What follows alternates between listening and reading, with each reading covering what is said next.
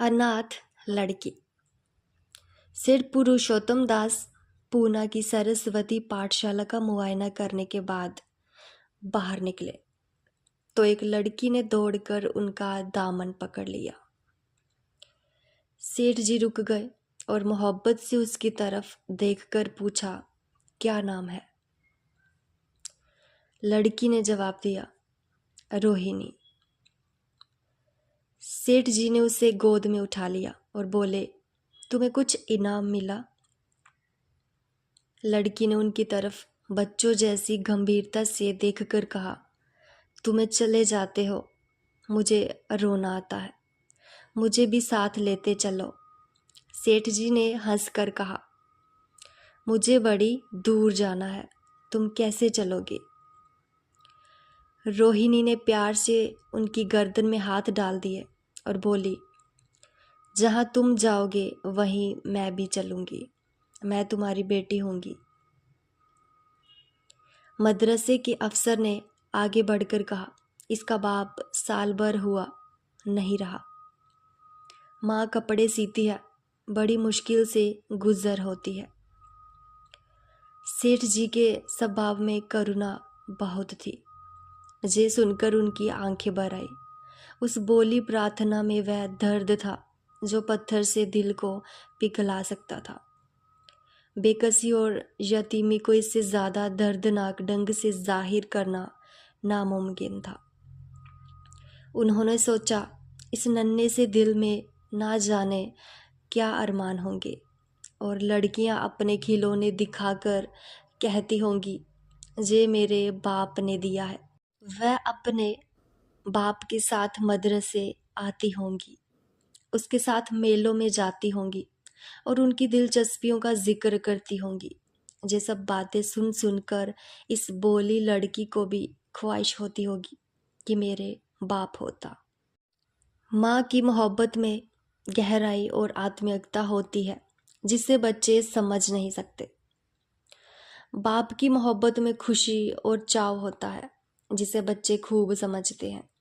सेठ जी ने रोहिणी को प्यार से गले लगा लिया और बोले, अच्छा, मैं तुम्हें अपनी बेटी बनाऊंगा, लेकिन खूब जी लगाकर पढ़ना। अब छुट्टी का वक्त आ गया, मेरे साथ आओ, तुम्हारे घर पहुंचा दो।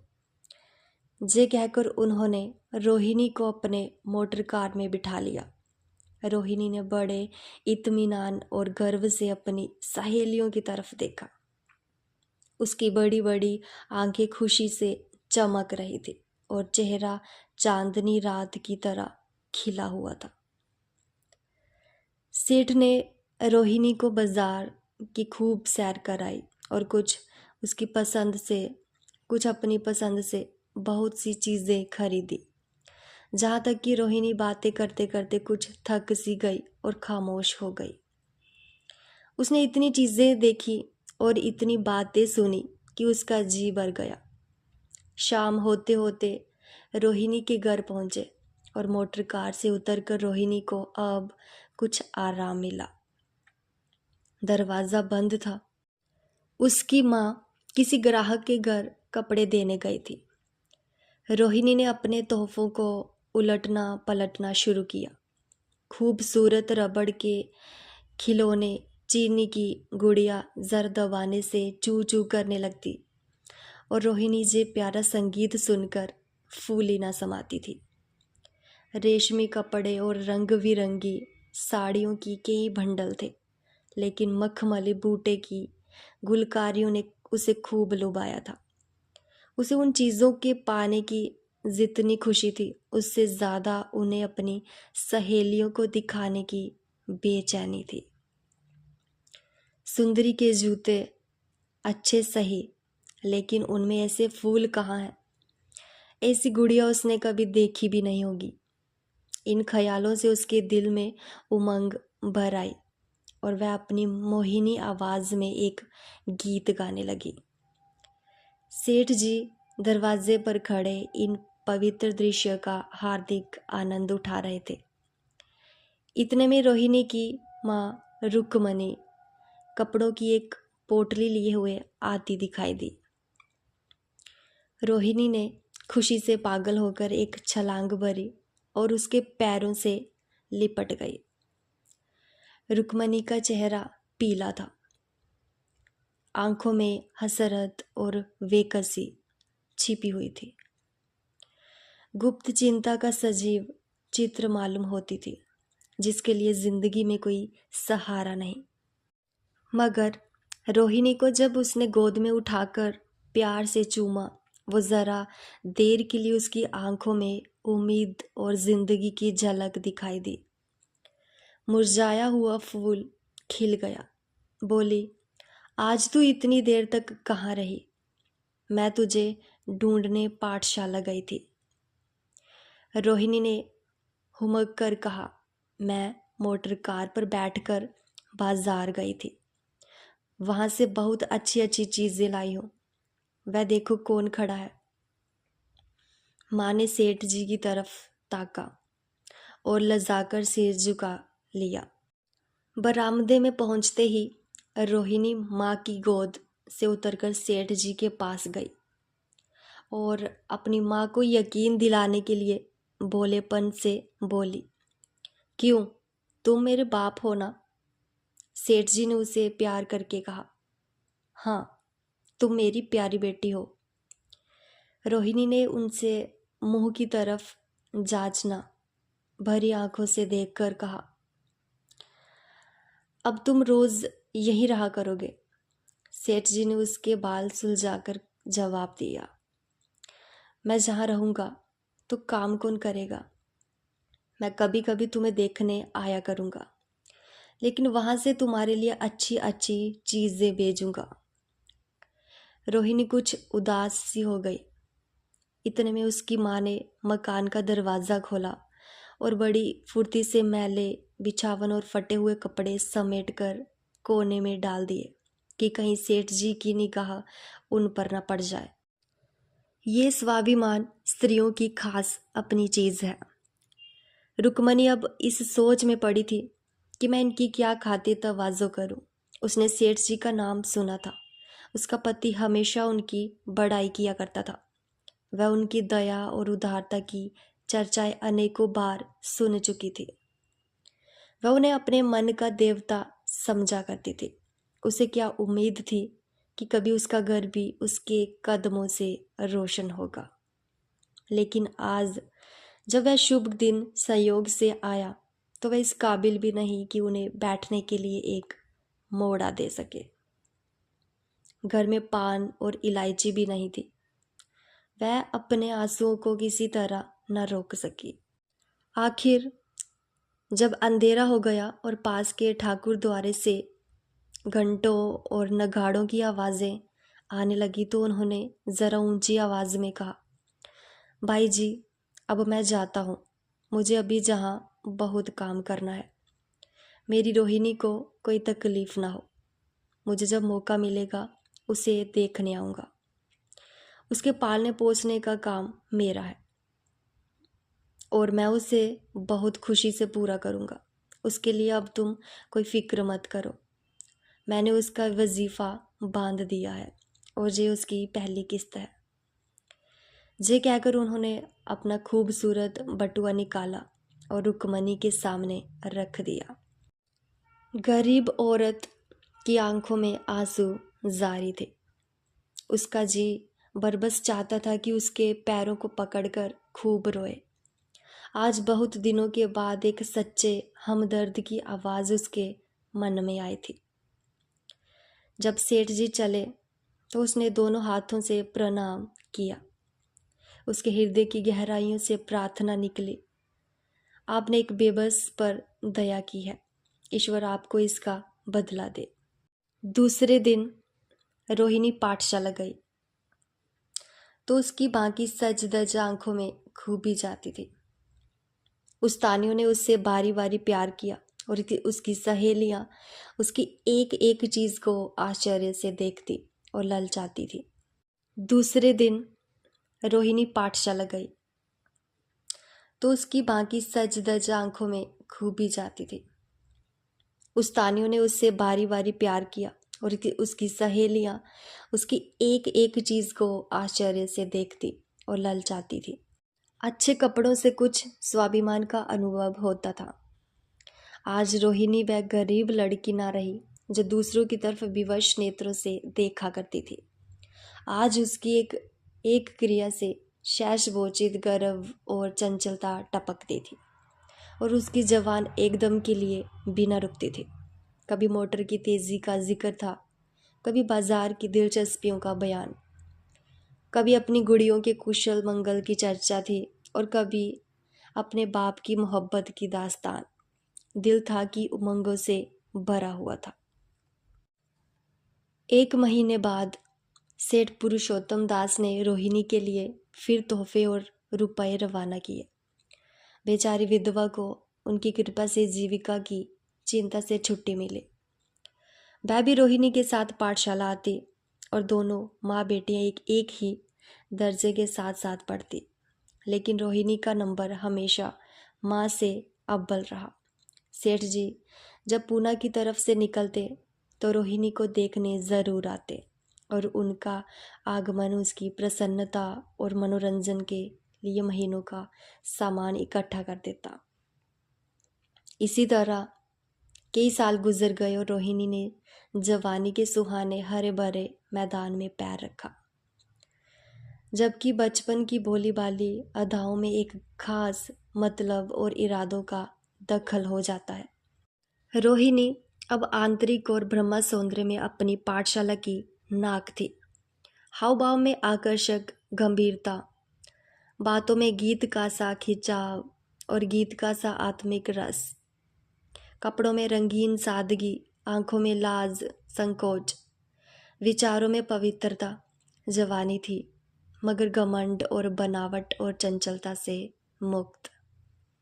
उसमें एक एकाग्रता थी, ऊंचे इरादों से पैदा होती है।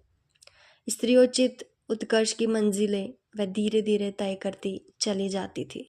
सेठ जी के बड़े बेटे नरोत्तम दास कई साल तक अमेरिका और जर्मनी की यूनिवर्सिटियों की खाक छानने के बाद इंजीनियरिंग विभाग में कमाल हासिल करके वापस आए थे।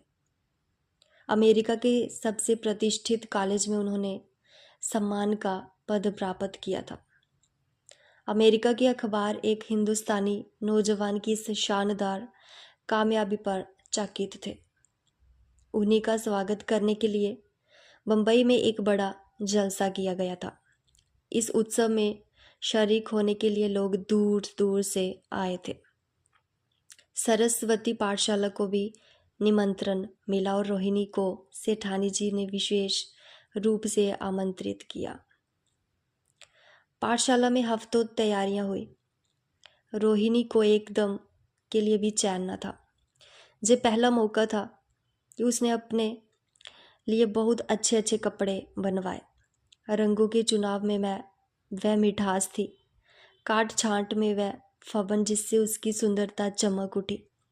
सेठानी कौशल्या देवी उसे लेने के लिए रेलवे स्टेशन पर मौजूद थी। रोहिणी गाड़ी से उतरते हुई उनके पैरों की तरफ झुकी, लेकिन उन्होंने उसे छाती से लगा लिया और इस तरह प्यार किया कि जैसे वह उनकी बेटी है। वह उसे बार बार देखती थी और आंखों से गर्व और प्रेम टपक पड़ता था।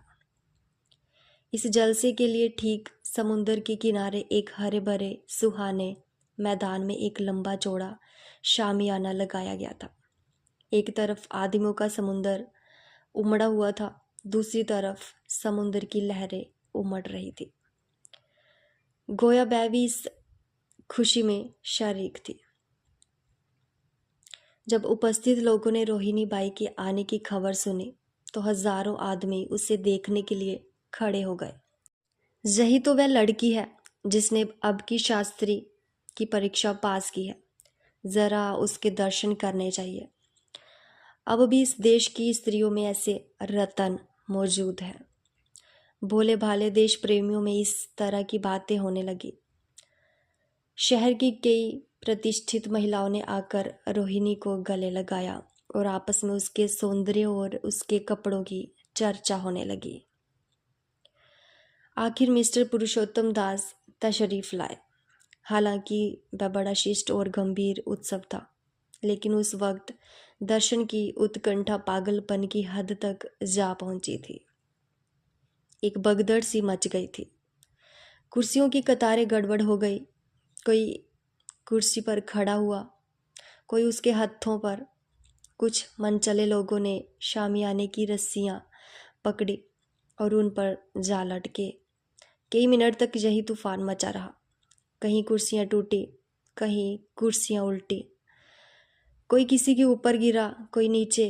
ज़्यादा तेज लोगों में दौल धप्पा होने लगा। तब बीन की सुहानी आवाज़ें आने लगी। रोहिणी ने अपनी मंडली के साथ देश प्रेम में डूबा हुआ गीत शुरू किया। सारे उपस्थित लोग बिल्कुल शांत थे और उस समय वह सुरीला राग, उसकी कोमलता और स्वच्छता, उसकी प्रभावशाली मधुरता, उसकी उत्साह भरी वाणी दिलों पर वह नशा सा पैदा कर रही थी, जिससे प्रेम की लहरें उठती हैं, जो दिल से बुराइयों को मिटाता है और उससे जिंदगी की हमेशा याद रखने वाली यादगारें पैदा हो जाती हैं। गीत बंद होने पर तारीफ की एक आवाज़ न आई। वही ताने कानों में अब तक गूंज रही थी। गाने के बाद विभिन्न संस्थाओं की तरफ से अभिनंदन पेश हुए और तब नरोत्तम दास लोगों को धन्यवाद देने के लिए खड़े हुए, लेकिन उनके भाषण से लोगों को थोड़ी निराशा हुई। यूँ दोस्तों की मंडली में उनकी वक्तृता के आवेग और प्रवाह की कोई सीमा न थी, लेकिन सार्वजनिक सभा के सामने खड़े होते ही शब्द और विचार दोनों ही उनसे बेवफाई कर जाते थे। उन्होंने बड़ी बड़ी मुश्किल से धन्यवाद के कुछ शब्द कहे और तब अपनी योग्यता की लज्जित स्वीकृति के साथ अपनी जगह पर आ बैठे। कितने ही लोग उनकी योग्यता पर ज्ञानियों की तरह सिर हिलाने लगे। अब जलसा खत्म होने का वक्त आया। वह रेशमी हार जो सरस्वती पाठशाला की ओर से भेजा गया था, मेज पर रखा हुआ था। उसे हीरो के गले में कौन डाले? प्रेसिडेंट ने महिलाओं की पंक्ति की और नज़र दौड़ाई। चुनने वाली आंख रोहिणी पर पड़ी और ठहर गई। उसकी छाती धड़कने लगी, लेकिन उत्सव के सभापति के आदेश का पालन आवश्यक था। वह सर झुकाए हुए मेज के पास आई और कांपते हाथों से हार को उठा लिया। एक क्षण के लिए दोनों की आंखें मिली और रोहिणी ने नरोत्तम दास के गले में हार डाल दिया। दूसरे दिन सरस्वती पाठशाला के मेहमान विदा हुए, लेकिन कौशल्या देवी ने रोहिणी को ना जाने दिया। बोली, अभी तुम्हें देखने से जी नहीं भरा, तुम्हें जहाँ एक हफ्ता रहना होगा। आखिर मैं भी तो तुम्हारी माँ हूँ। एक माँ से इतना प्यार और दूसरी माँ से इतना अलगाव। रोहिणी कुछ जवाब न दे सकी। ये सारा हफ्ता कौशल्या देवी ने उसकी विदाई की तैयारियों में खर्च किया। 7वें दिन उसे विदा करने के लिए स्टेशन तक आई। चलते वक्त उससे गले मिले और बहुत कोशिश करने पर भी आंसुओं को ना रोक सकी। नरोत्तम दास भी आए थे। उनका चेहरा उदास था। कौशल्या ने उनकी तरफ सहानुभूतिपूर्ण आंखों से देखकर कहा, मुझे ये तो ख्याल ही नहीं रहा। रोहिणी, क्या जहाँ से पूना तक अकेली जाएगी? क्या हर्ज है? तुम ही चले जाओ, शाम की गाड़ी से लौट आना। नरोत्तम दास के चेहरे पर खुशी की लहर दौड़ गई, जो इन शब्दों में ना छिप सके। अच्छा, मैं ही चला जाऊंगा। वह इस फिक्र में थे कि देखे विदाई की बातचीत का मौका भी मिलता है या नहीं। अब वह खूब जी भरकर अपना दर्द दिल सुनाएंगे और मुमकिन हुआ तो उससे उस लाज संकोच को जो उदासीनता के पर्दे में छिपी हुई है मिटा देंगे।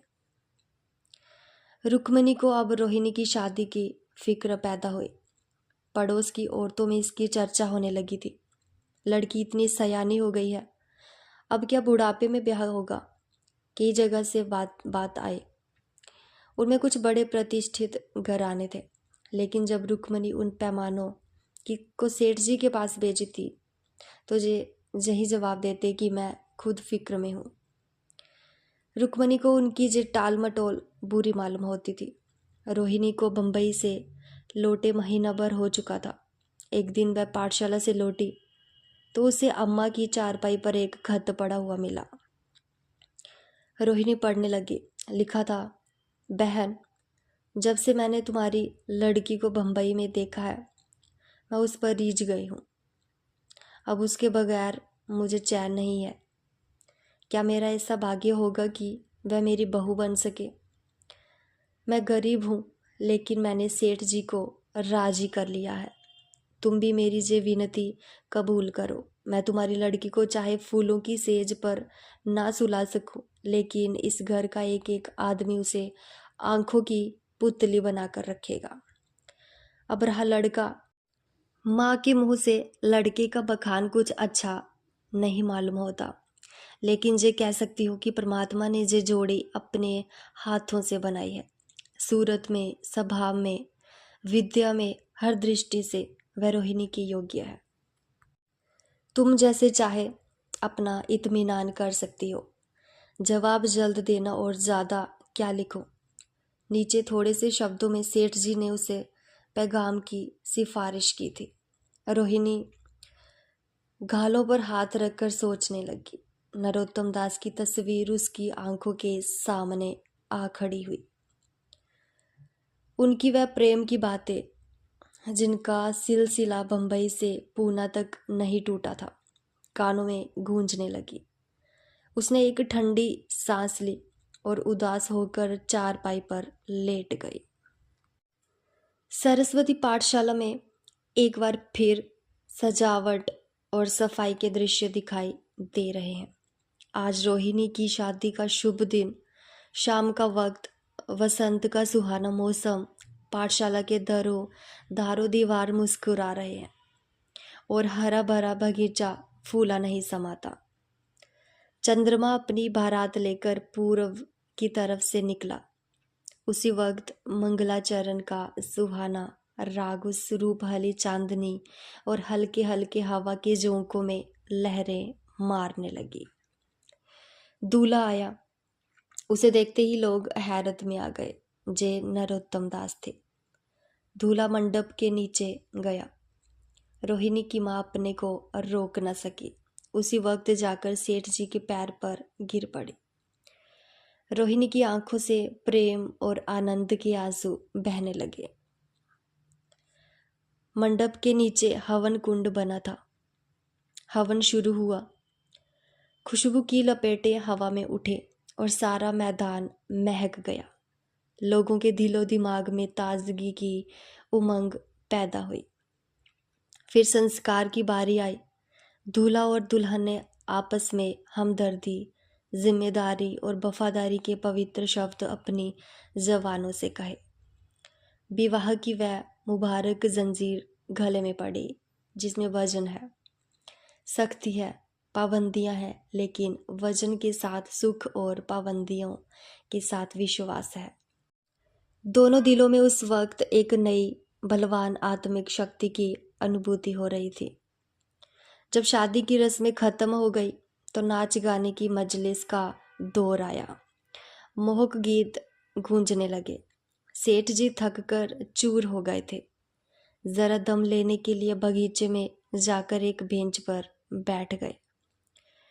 ठंडी ठंडी हवा आ रही थी।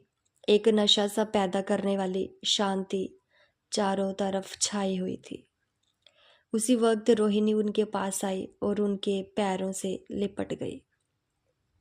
सेठ जी ने उसे उठाकर गले से लगा लिया और हंसकर बोले, क्यों, अब तो तुम मेरी अपनी बेटी हो गई। धन्यवाद।